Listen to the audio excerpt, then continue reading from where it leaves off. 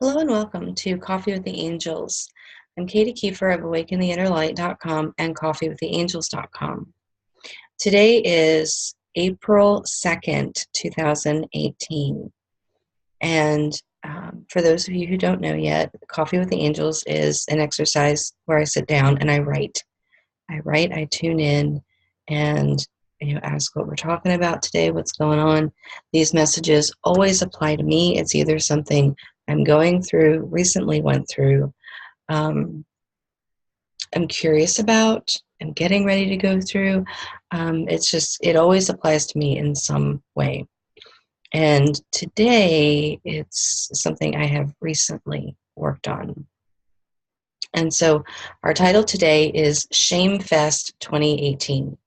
So if you have been following me or you know me, you might know that I actually am a very big fan of Brené Brown and her work with vulnerability and shame. And recently when I went to see my dad, I listened to the entirety of Daring Greatly while I was driving. Um, and it's fantastic. And on the Awaken the Inner Light page on Facebook, I recently posted a blog post from Barefoot 5. And it was in that moment, shortly after posting that and writing what I wrote in there, it was like, oh crap, this is what that feeling in my gut is. Oh, that's what this is. I recognized where I was in shame. And it was quite interesting. And so I'm going to read the angel message first, and then we'll talk about it a little more afterwards. So the angels say, Shamefest is quite popular in human living. It is one of the most destructive forces you use. What makes it so destructive is the fact that it is often quiet, it hides well, and is also considered to be good. The mantra, "you ought to be ashamed of yourself," is one of the most hurtful things one can say, either to themselves or another. It is a mantra, an admonishment, and an affirmation. In some families, it is so ingrained that the individuals have no idea why they feel so badly about themselves. They lack self-confidence, courage to do what they really want, and worst of all, they lack a sense of self-worth. Yes, we are talking about shame and are so excited that Dr. Brown and others are bringing forth measurable results from studies and data. Shame is an epidemic that requires a multidisciplined approach to talk about and address. Shame-inducing messages are everywhere, and you must learn to shield and discreate them. Most importantly, you must claim your self-worth and own your truth. We know it is difficult for you to own your truth and claim your self-worth in the face of shame. Cultivate it. Question the validity of those shame messages. Use your divine connection to get the highest truth. You always have that divine connection, even if you have beliefs otherwise or feel too ashamed to use it. Your sacred self cannot shine fully when you are in shame. Pluck up your courage. Do the inner work. Release shame and claim your self-worth and own your truth. So that's what the angels say. And so this is really, really powerful. And I do love Dr. Brown's work, Brené Brown. She is just phenomenal. She's so real. And, I've learned a lot. And it has helped me go even deeper into the subconscious. And I found an obligation to feel shame. There was an obligation to shame so I could belong to my family of origin. And that was only on a genetic level. when I started muscle testing each level, it was only on the genetic level. But that was enough. That was enough to keep me questioning. That was enough to make me go, oh my God, are they pleased with me? What do they think of me? That was all shame. I lived most of my life that way. It's been much less in recent years, but there was still a few people. It's like, even though I'm consciously going, I don't care what they think or why. That really doesn't matter. I can rationalize it away. I still had that visceral feeling of, oh crap, something, that it's difficult to describe, but you know what yours feels like. You know what that feels like when you know something's off and you're rationalizing and you end up in this fight against yourself because your consciousness and your mind knows that that makes no sense. But what happens is there is still that visceral feeling that we have. And so I pulled the obligation.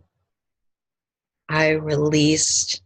There was an addiction to shame too. Because, I mean, think about it. We have the capacity to be addicted to our own body chemicals.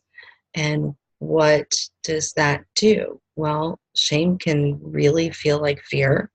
It can feel like anxiety. I mean, there's just all sorts of different things that it may show up as. And, when I pulled those and changed those, I have had a noticeable difference in my physiology, in how I feel physically. I'm not getting that knot in the stomach anymore. And I fought with that for a long, long time. And so it's easier to step forward and step out and, I'm connecting with my kids better. I'm connecting with my husband better. And I bet when I see my parents, that will be even better. And they don't live nearby, so it takes a trip to see my parents. But I don't feel that fear anymore of what others might think. Not like I used to. There's still some residues. There's still the pattern fading because this is really recent that this work has been done. I mean, like in the last few days. But this is how powerful this work is that I do. When we get in and we can shift and change that subconscious and ask Creator to teach the body what it feels like to live without things and to live with things, and how to do whatever it is that you want to do. It is that powerful that within a few days, I'm able to talk about it because I'm not in the middle of it anymore. And when we take it and work with it, and we aren't doing the energy work, it can still be very effective, but it takes longer. And it takes a lot more of that conscious, present awareness to be kind of on the lookout and go, oh, there that is. Okay, remember, we're doing this differently. And when we do the energy work and get deeper, faster, it just means that we don't have to be as vigilant. Yes, we still need to pay attention because things can pop up and we can spiral back around and visit it again at a different level. So it doesn't mean we don't get to be aware. We still need to be aware. But what it does is it frees up a lot of energy. And I don't know, this is just so amazing. And the fact that I'm able to talk about this today, I didn't expect to. I knew at some point I would, but I didn't expect it to be today. And it is important to pay attention. And this also really is part of the beauty of being able to muscle test. However you do that, it's muscle testing, energy testing, however that looks to you, knowing your yes and knowing your no, whether it's that feeling you get, Whether you physically muscle test, I mean, I do the stand and lean. There's tons of YouTube videos on how to do it. So, and I've got another video, I've got a video too on how to muscle test. So you can check my YouTube for that. So I'm just kind of asking where we're going with this. Oh, yes. One of the reasons people will feel disconnected from their source energy, from the divine, is shame. It is that feeling of not being worthy to connect with God, to connect with the divine, however you see it. Shame absolutely can and will separate people from their own sense of divinity. And so it separates one from their sacred self, or can. It doesn't always, but it can. And so this is a place to really pay attention to and do that inner work on, whether you are doing, cultivating in the way that Brene Brown talks about, which I think is highly valuable, whether you're doing the energy work and going farther, deeper, faster, whether you are just pulling the energy out and then whatever, it doesn't matter. Just do it. Do the inner work and do what works for you. And if you hit a plateau, you might just need something else, another technique or modality. Even with the theta healing technique, there's times I've hit plateaus and I'm like, I need something else. So I get readings, or, there's a craniosacral session. I've had those, or somatic experiencing. It's a multifaceted approach. So if you feel that you hit this plateau, check out other techniques and modalities that will help you come at it from another angle. Because we are multifaceted beings, we are multidimensional beings, and most of the time, doing our inner work becomes a multifaceted approach. We need a toolbox, and practitioners and teachers and friends and supporters to help us kind of look at the entirety of it and the different aspects and facets. And it's normal. It's human. We are human. And we are sparks of divine. And so do what's going to work for you. If you're interested in learning how I do things, I do use the theta healing technique as the basis for all the work I do. Intuitive readings are basically just that. They're an intuitive reading. They're great for getting information and for figuring out maybe what's going on, answering some questions.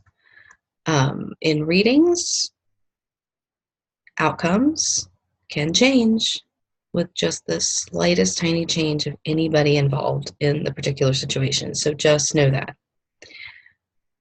With healing sessions, those are highly personalized, and they dig deep into the subconscious mind, the subconscious, the feelings, the belief systems, the oaths, the vows, the obligations, past life stuff, soul issues, inner child issues. In healing sessions, and I call them healing sessions because we do, it is not strictly a theta healing technique that is used in healing sessions. Healing sessions usually will involve something that I've learned outside of the theta healing technique. And I trust and I know that the Creator will always guide us to what you need, because it always works that way. And so just know that I am available for sessions, for readings, if you are interested. If you don't resonate with that, then find something that does work for you. If you want to see a practitioner, a theta healing practitioner in person, you can check them out at the Theta Healing website and look for somebody who's local to you. My sessions are done by Zoom. So I'm hearing that that's it for us today. Shame Fest 2018, and they are also saying we will have more on this in the future. So this is one of the major things we are collectively looking at right now. It's right up in our face. There's so much that's up in our face as a collective consciousness and collective unconscious. And so dealing with our shame is really a huge step forward individually and collectively. So I hope you have a fantastic day, and I will see you again next time. And they're telling me, remind them of your website. You can go to either awakentheinnerlight.com or coffeewiththeangels.com, either one. Click on the Work with Katie tab, and you'll get information there if you are interested in either having a chat with me or having a session. So, yeah, okay, thanks. Thank you for spending this time with me. I appreciate it, and I hope you have a great day. I'll see you next time.